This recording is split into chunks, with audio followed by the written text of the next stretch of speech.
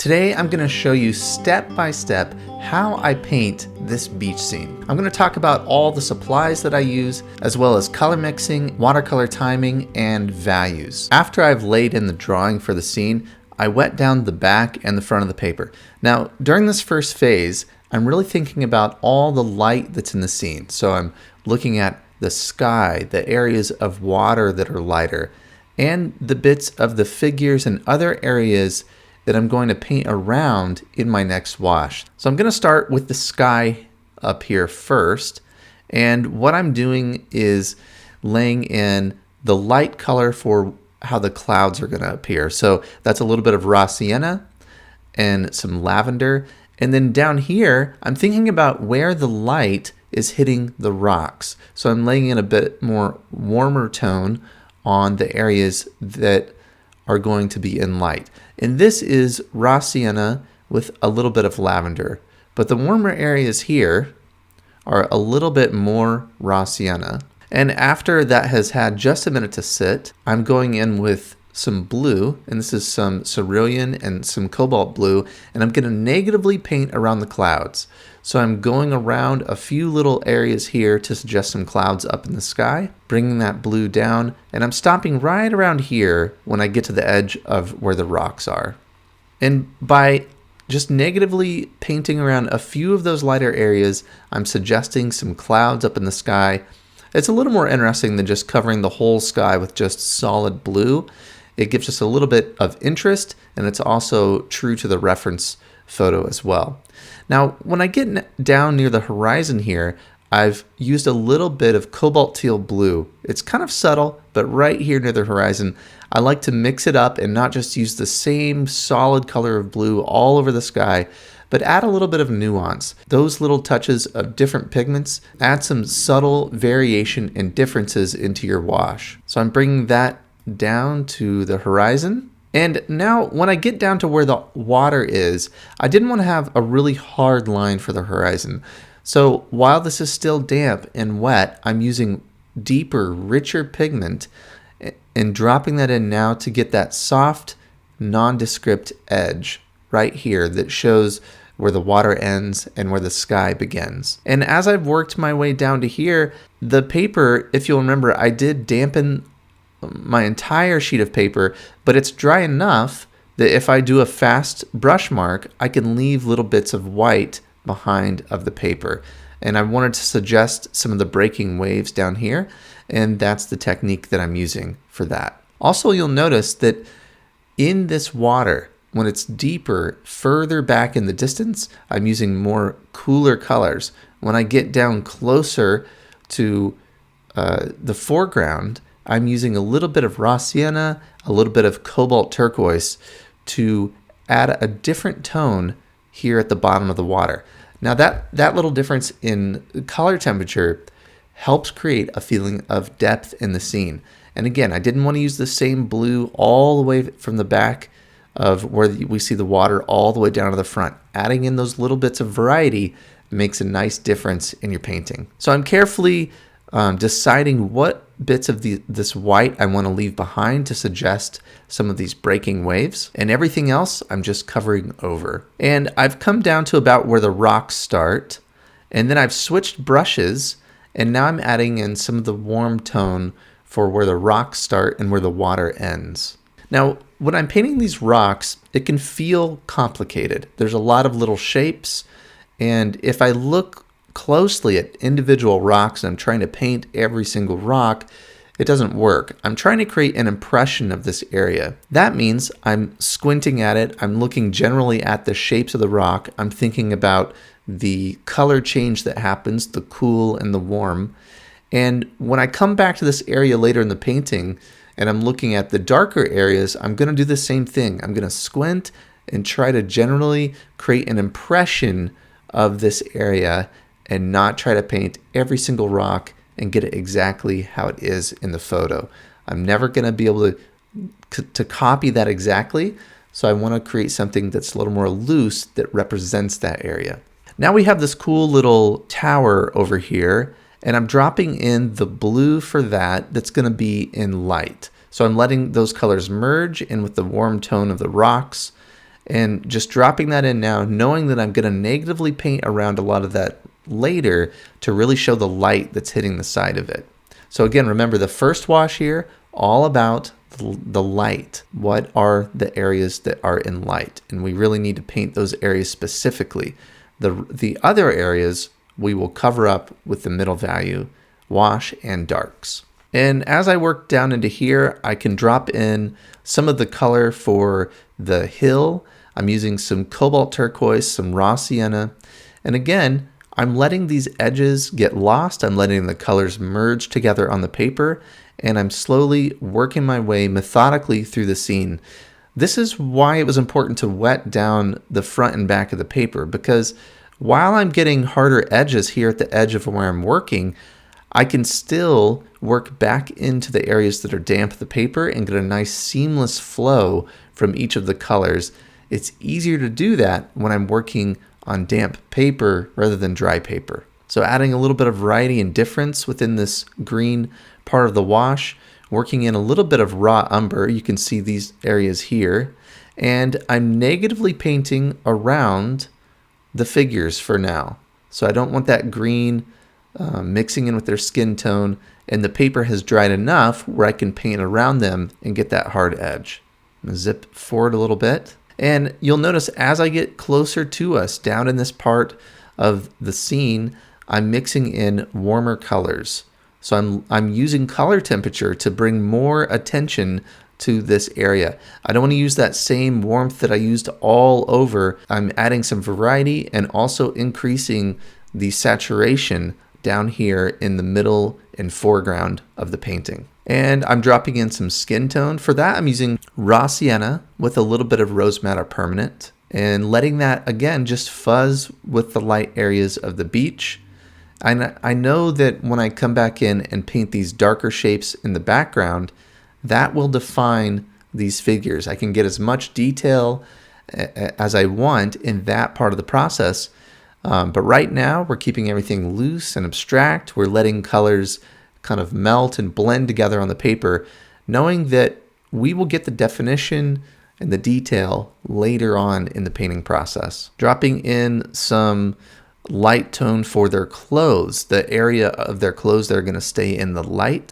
This guy's holding up his phone, so I'm painting around that, leaving a little bit of white for that area. And here I'm dropping in a little bit of middle value and some darks into the rocks. I wanted to see what would happen if I let those values fuzz in with what I've already painted, and I'm tying that back into what I painted back here. So whenever I add something, if I can find a connection between that and what's going on in the background, I try to connect those areas. So I've started over here, dropped in some of the soft shadow areas for the rocks, brought that back here and just kind of let it connect and fade into what's going on in the background. All right, that is a look at the first wash of the scene. So we wet down both sides of the paper.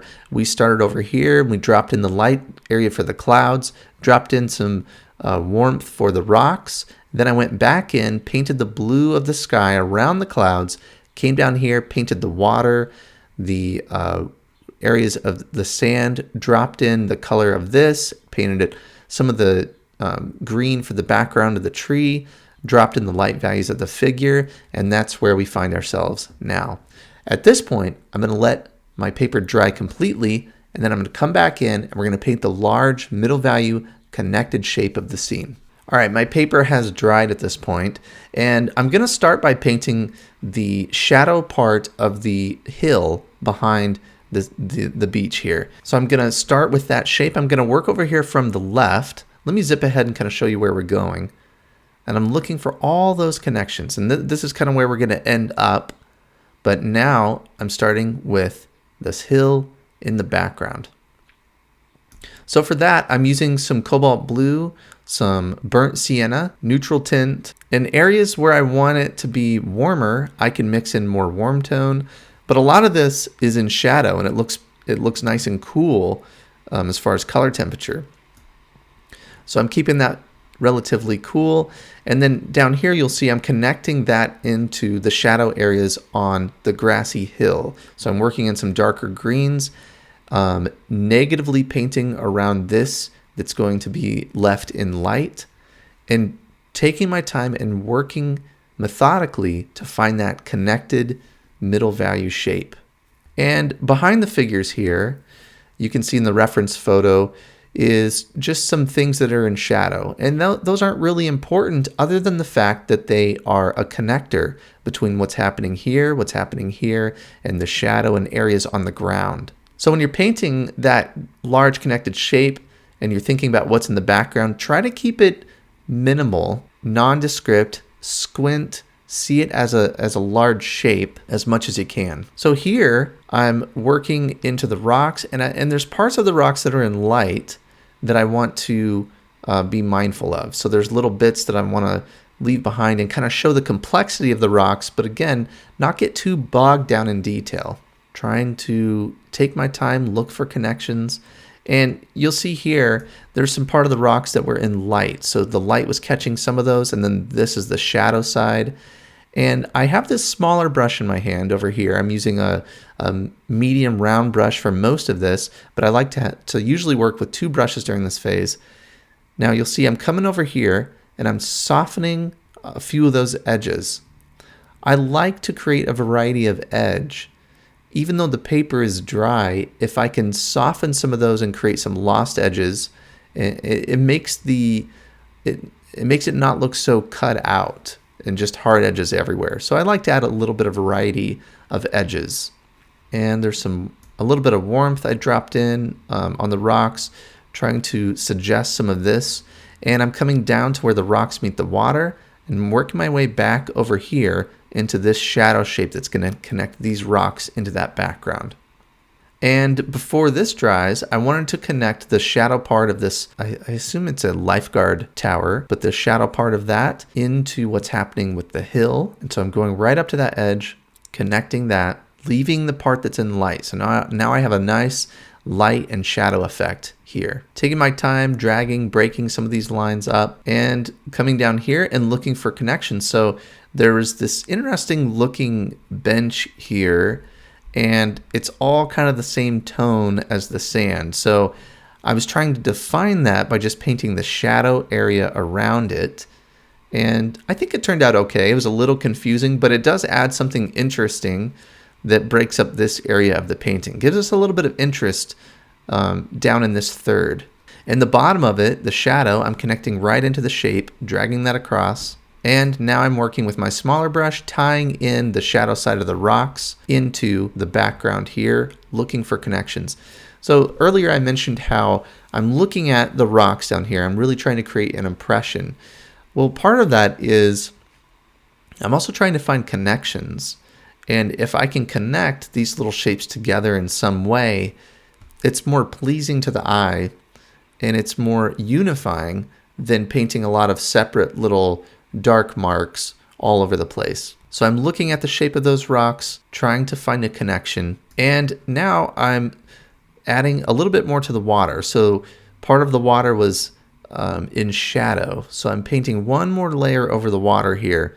And I think it adds something nice, brings a little more interest and complexity into this part of the painting and a feeling of finish to what's happening in the water. So for that, I used a little bit more raw sienna Cobalt Turquoise into more of a neutral color with more Cobalt Blue, a little bit of neutral tint on top of that. And now I can go back to these figures a little bit and connect their shadow side into the shadow part of the rocks. So always looking for connections, finding areas of the middle value to connect into the figure. That's going to help them feel like they belong into the scene, like they're not just cut out or placed over the top of it.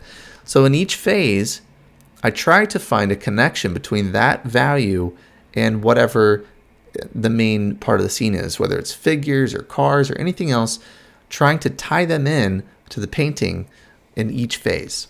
It also brings a look of complexity to your work. If you have the lights, then you have middle values on top, and then we'll add some darks on top of that as well.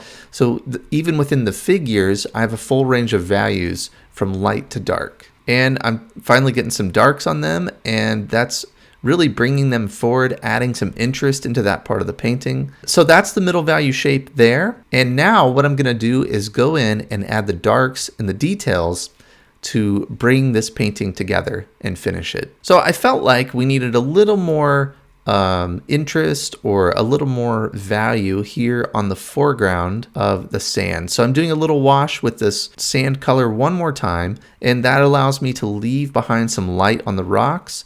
And it's darker here, lighter here in the middle ground.